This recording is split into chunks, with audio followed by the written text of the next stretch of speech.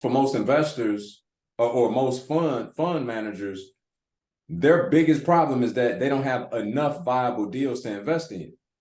And what happens is they only make money when they lend money. So what happens is people will start wanting to rescind the funds that they contributed to the fund if the fund isn't actually spending the money.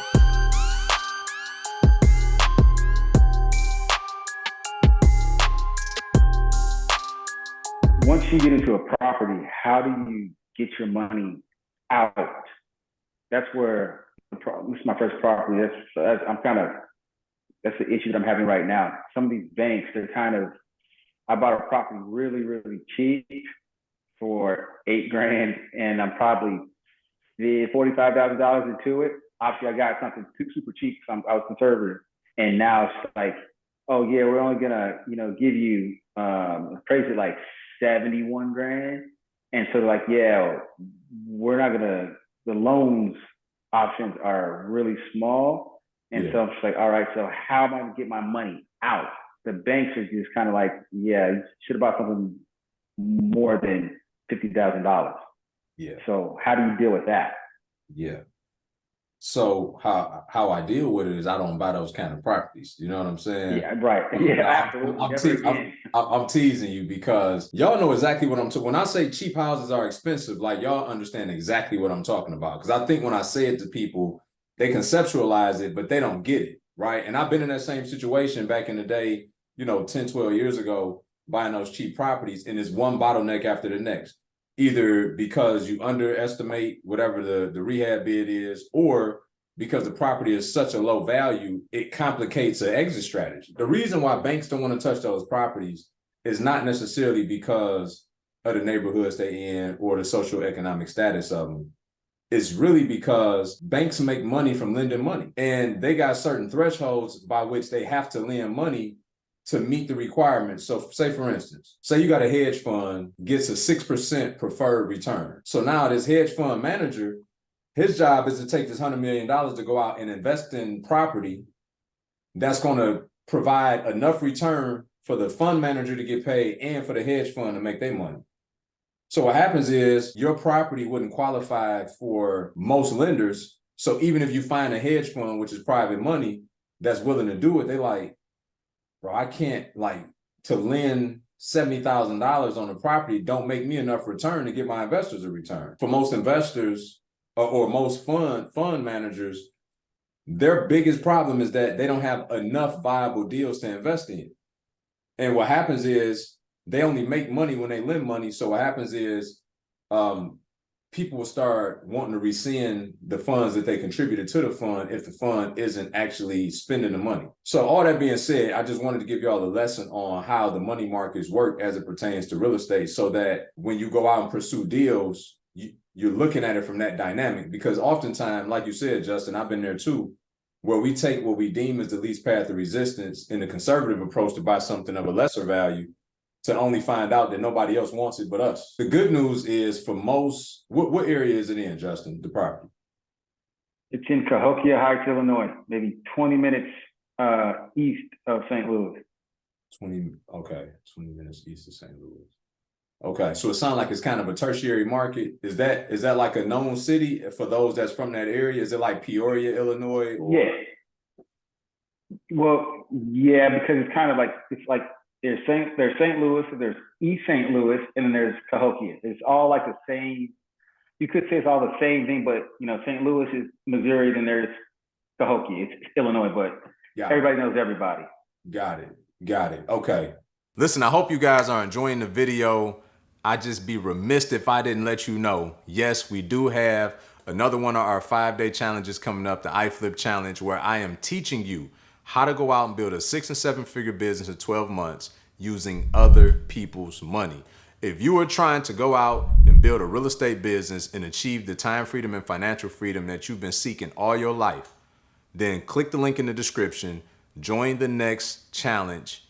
I look forward to meeting you guys there. Now back to the video. Okay, so and you did you have a bona fide appraisal or were those just comps that you pulled? Oh, you had a bona fide. Yep, I got 71,000. Yep. Mm-hmm. And obviously, my guess will be that you want to do a cash out refinance and extract some of your capital back out of that deal. 100%. Because I've got a tennis paying $1,200 a month, so I'm just trying to figure out. I mean, which is in that area, which is crazy to get rent for that amount. Yeah, I'm just like, yeah. Even if I get a mortgage, getting 400, I'm still getting 800 a month, which is like in that area. Just like, how'd you pull that off? I mean, yeah, cool, but I still need to get my money out of that. For sure. Yeah, congratulations, man. Great job on that, because I mean, I can hear numbers and know like when rents are outperforming, that's definitely a good situation you're in there. But what you would want to do is you would want to go out and get a private lender who's got money sitting around in the bank account and essentially let them hold the note and become the bank, right? So you'll basically structure it to where they now become the bank, and y'all agree to a certain interest rate, and then let them do the cash out refinance and get your money back out. Once it appreciates, you can go to a more traditional approach. But for right now, that'd be a good place to go. You guys were talking about funding, and I was just looking at some things today, and I had in my mind, like you were talking about the cash deals, and I was thinking like, oh, like, is cash deals the way to go because of the high interest rates, and not trying to get tied into, you know, some 9%, 10% interest rate right now? Would you say? But I was thinking, you know, maybe I should wait and save. But you're saying like maybe it may be better just to kind of, I guess, crowdsource. Can you kind of elaborate a little bit on that funding aspect as far as cash deals? It's always a great time to buy. It just is. Like, interest rates are relative, and the interesting thing about interest rates is that they actually even the playing field, because that's one variable that every investor has to deal with. So now it becomes, who's the best investor in terms of knowing how to put these deals together, because that's what it really comes down to. Let's say rates go to 10%.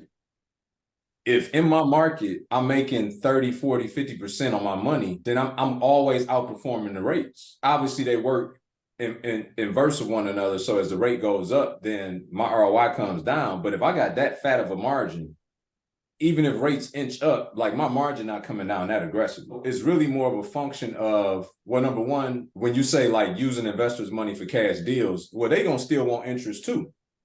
It's just that what's interesting now, and that's why I told Justin this, because while before so let's just say you had a private lender that was willing to fund your cash flow property, right?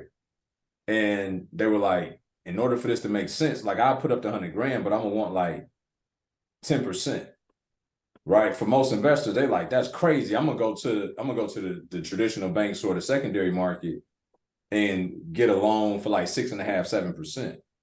But now, because rates, the Fed rate and private money are so comparable, to me, it actually opens up the market. Like, I know it's counterintuitive thinking, but that's the way that I look at it.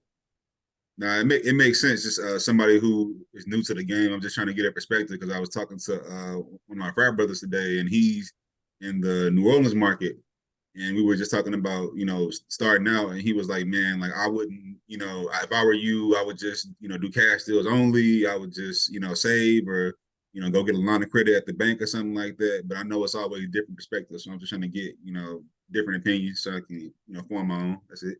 100%, Josh. You're doing the right thing, bro. But here's what I would say. Like, so what if rates continue to, what if this is our new normal? Then what? People just gonna stop investing in real estate, right? Like it's not gonna happen, because it's the number one good that will never be outsourced. Everybody needs a dwelling over their head. Call it apartment, townhouse, home, condo, like everybody. So somebody gonna supply it. And the reality is, if the rates were to break the market, then we live in America. They're gonna fix that. It's really just about having the right strategy around the rate, not necessarily letting the rate determine where the market is going, right?